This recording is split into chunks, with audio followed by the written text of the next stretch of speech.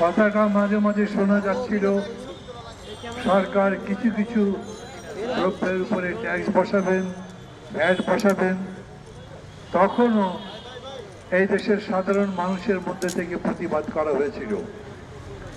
আমাদের কথা ছিল এমনিতেই জিনিসপত্রের দাম যেরকম বেড়ে গেছে, এরপরে ভ্যাট ট্যাক্স বসাবার পরে নতুন করে আবার যে জিনিসপত্রের দাম বাড়বে সেইটা বহন করার মতো শক্তি গরিব মানুষের তো নাই, মধ্যবিত্ত নাই, এমনকি যারা সরকারি বা আধা সরকারি অফিসে চাকরি করে, মোটামুটি বেতন দিয়ে খরচ চলে, সংসার চলে, তারা পর্যন্ত আর সংসারে খরচ চালাতে পারবেন না।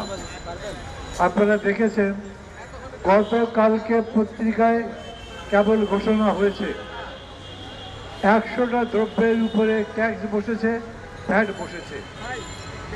যে ট্রাকে করে গরিব মানুষ মানে একেবারে হতদরিদ্র মানুষগুলোর কিছু খাবার ইত্যাদি দেওয়া হতো, সেটারও খুবই সীমিত একটা হিসাব ছিল, সেটা বন্ধ করে দেওয়া হয়েছে। যে সমস্ত পরিবারকে সাহায্য করা হতো, প্রায় 1 কোটির কার্ড ছিল, সেই 1 কোটি কার্ডের মধ্যে থেকে 40 লাখ বাতিল করা হয়েছে। কেন বলেন তো, কেন করা হলো? আমরা প্রথম থেকে শুনে আসছি এই দেশের সংস্কার করে নতুন দেশ বানাবেন এই সরকার। আমরাও সংস্কারের কথা বলেছি, সংস্কার আমরা চাই, এবং যখন এই সরকার সংস্কারের কথা বলেছেন আমরা বলেছি সংস্কারের তাদের এই কর্মসূচিকে আমরা সমর্থন করব। আমরা আলাপ আলোচনা করে ঠিক করব দেশে কি কি সংস্কার দরকার, সেই সংস্কারগুলো করতে কতদিন লাগবে এবং কতদিন পরে সরকার নির্বাচন দিতে পারবেন। একটা অনির্বাচিত সরকার, বিশেষ একটা পরিস্থিতিতে গড়ে তোলা সরকার, অন্তর্বর্তী সময়ের জন্য সরকার।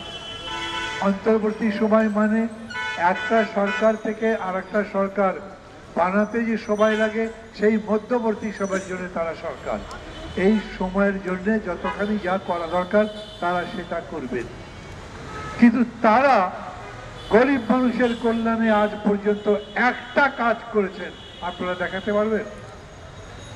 আমাদের সাধারণ সম্পাদক বললেন আমরা এই সরকারকে সমর্থন করেছিলাম, কিন্তু সেই সমর্থন নিঃশর্ত কখনো ছিল না।